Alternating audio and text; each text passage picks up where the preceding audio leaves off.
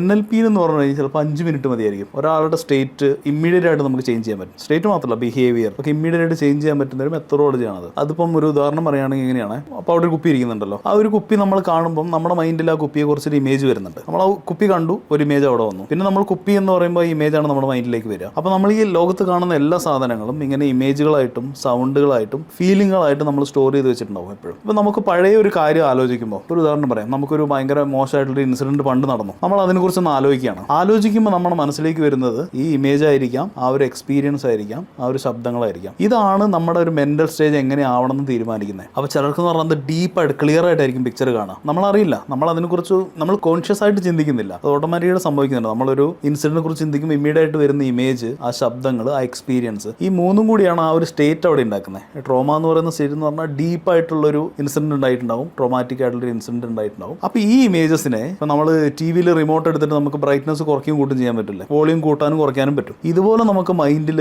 അതിൻ്റെ വോളിയം കൂട്ടാനും brightness adjust ചെയ്യാനും. അപ്പോൾ നമ്മൾ ബ്രൈറ്റ്നസ് കുറയ്ക്കുന്നതിനനുസരിച്ച് എന്ത് സംഭവിക്കും, അതിൻ്റെ ഇൻറ്റൻസിറ്റി കുറഞ്ഞു വരും. വോളിയം കുറയ്ക്കുമ്പോൾ അതിൻ്റെ ഇൻറ്റൻസിറ്റി കുറയും, എക്സ്പീരിയൻസിൻ്റെ ഇൻറ്റൻസിറ്റി നമുക്ക് കുറയ്ക്കാൻ പറ്റും. കാരണം മൈൻഡിന് അതിൻ്റെ ഒരു പവർ ഉണ്ട്. അങ്ങനെ കുറച്ച് നമ്മൾ റിപ്പീറ്റഡ് ചെയ്ത് കഴിഞ്ഞിട്ടുണ്ടെങ്കിൽ പിന്നെ നമ്മൾ ആ ഒരു മൊമെൻറ്റിൽ നമ്മൾ റീകളക്ട് ചെയ്യുമ്പോൾ നമുക്ക് അത്ര ഇൻറ്റൻസിറ്റിയിൽ ഫീൽ ചെയ്യില്ല. അതായത് ഒരു തെളിച്ചമില്ലാത്ത ചിത്രമാക്കി അതിനെ മാറ്റണം. അതെ, നമുക്ക് മാറ്റാൻ പറ്റും. അത് മാറ്റി കഴിഞ്ഞാൽ പിന്നെ നമ്മൾ അതിനെക്കുറിച്ച് ആലോചിക്കുമ്പോൾ നമുക്ക് വളരെ ലൈറ്റ് ആയിട്ട് തോന്നും. അതെങ്ങനെ മാറ്റും? അതൊരു മെത്തേഡ് ഉണ്ട്, NLP-യിൽ മെത്തേഡ് ഉണ്ട്. നമ്മൾ ഇമാജിൻ ചെയ്ത് തന്നെ നമുക്ക് ചെയ്യാൻ പറ്റും. അത് ഇമ്മീഡിയറ്റ് ആയിട്ട് നമുക്ക് പറഞ്ഞ് തന്നെ കണ്ണുകൾ അടച്ചിട്ട് നമുക്ക് ആ ചിത്രങ്ങൾ എടുത്ത് നമ്മൾ മൈൻഡിൽ വിഷ്വലൈസ് ചെയ്യിപ്പിച്ചിട്ട് അത് കുറച്ച് ബ്രൈറ്റ്നസ് ഒക്കെ കുറച്ച് നേരം 2-3 പ്രാവശ്യം റിപ്പീറ്റ് ചെയ്ത് കഴിഞ്ഞാൽ പിന്നെ നമ്മൾ ആ ഇൻസിഡന്റ് ആലോചിക്കുമ്പോൾ നമുക്ക് ആ ഇന്റൻസിറ്റി തോന്നില്ല. അതുപോലെ ഇപ്പോൾ നമുക്ക് ചെറിയൊരു സന്തോഷം തരുന്ന ഒരു ഇൻസിഡന്റ് ആണെന്ന് വിചാരിക്കുക, ഇതിന് ഇതുപോലെ നമുക്ക് വളരെ ഹാപ്പി ആയിട്ടുള്ള ഇൻസിഡന്റ് ആക്കി മാറ്റാനും പറ്റും. നമ്മൾ ചിന്തിക്കുമ്പോൾ നമുക്ക് ഭയങ്കര സന്തോഷം തോന്നുന്ന രീതിയിൽ. അപ്പോൾ നമ്മുടെ എല്ലാ ഇമോഷൻസും നമ്മൾ ഇതിന് സബ് മോഡാലിറ്റീസ് എന്നാണ് പറയാം. അതായത് ഈ വിഷ്വലായിട്ടും ഓഡിറ്ററി, ഇങ്ങനെ 3 തരത്തിലുള്ള എക്സ്പീരിയൻസ് ആയിട്ടും ഇതിങ്ങനെ സബ് മോഡാലിറ്റീസ് എന്ന് പറയാം. അപ്പോൾ ഇതിനെ നമ്മൾ ഈ TV-യിൽ ഇത് ട്യൂൺ ചെയ്യുന്ന പോലെ നമുക്ക് ട്യൂൺ ചെയ്തിട്ട് നമ്മുടെ എക്സ്പീരിയൻസസ് മാറ്റാം.